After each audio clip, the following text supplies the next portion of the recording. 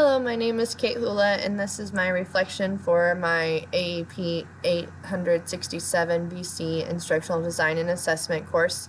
What I did for my teaching unit is I went over how to add within 1,000 with regrouping using place value the vertical way. So for my revisions after teaching this, I would make sure that I really go through and explain to my students how I want them to switch out 10 ones for 110. This is something where they figure out that they can compose or make a 10. I would go back and really emphasize for them to count 10 ones as they pick them up. So every time they pick up a place value disc, they would count. So 1, 2, just to make sure they're really picking up 10 ones instead of accidentally picking up 9 or 8. That way they can ensure that they have the right amount left over. Also, another revision that I would make would be less time modeling and using direct instruction, just because I felt like I was teaching almost too much. I wanted them to be able to actually use more partner work, which is difficult right now because of COVID, but I still think it's really important. So to be able to work with a partner or on their own and just get a lot more practice in with that skill, because I think that has a lot of benefit to it. Also, I would have liked to use more Kagan, like rally coach, that kind of stuff, round robin, just to allow them to be able to kind of have more interaction instead of having me talk the whole time. But once again, this is something that I was kind of weary of using because of COVID this year. So the question for how do the tasks yield appropriate evidence of the identified understandings, I had students manipulating their place value discs to make sure that they can show when they are regrouping, when they add.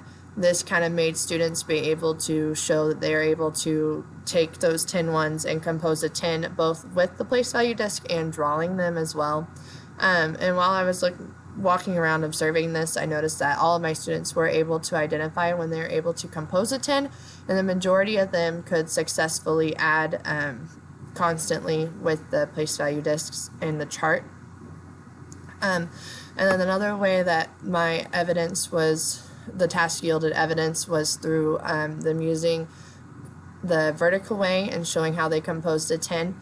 We teach them to put their composed 10 on the line underneath on the 10s, like the sum line, instead of putting it on top of the 10s, which is how we used to learn how to do it. Our district uses Eureka Math, and they teach to put it on the line.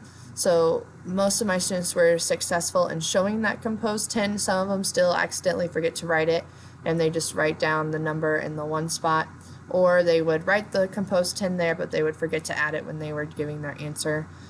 This took several days and repetition for my students to be able to grasp this skill, just because it's an abstract method. It's something where it's not concrete. They aren't using the place value disc like they were before, where they can move it and manipulate it. This is something where they have to be able to really understand how that vertical way works in order to use it correctly.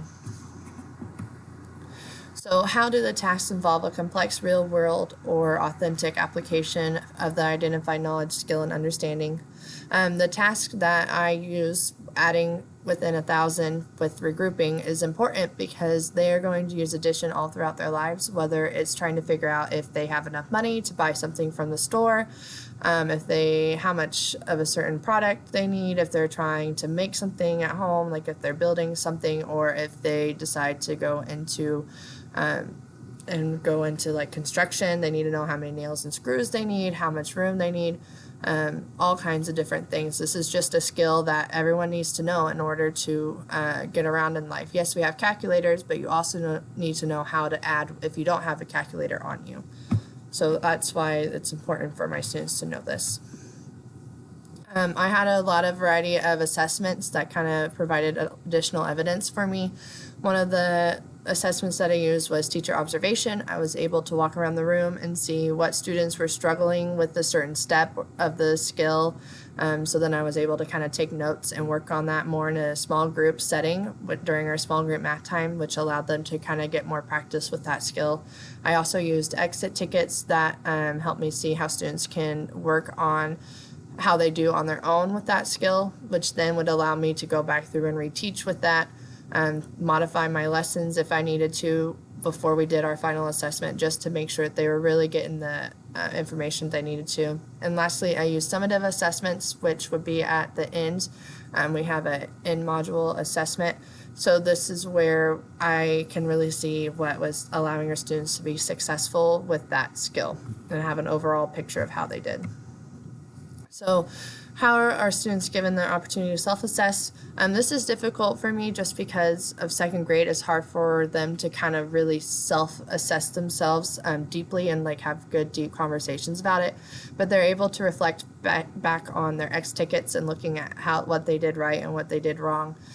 We also were able to have them self-assess from working with a partner. Every now and then when we did that, they're able to see if they had a good understanding of what their partner was doing or if they had a better understanding than their partner. This will kind of help them determine the areas that they are strong in and what areas they need to improve on. So overall, I think that my unit went over pretty well. There are a few changes that I would make, but I'm pretty happy with the results as a whole. Thank you.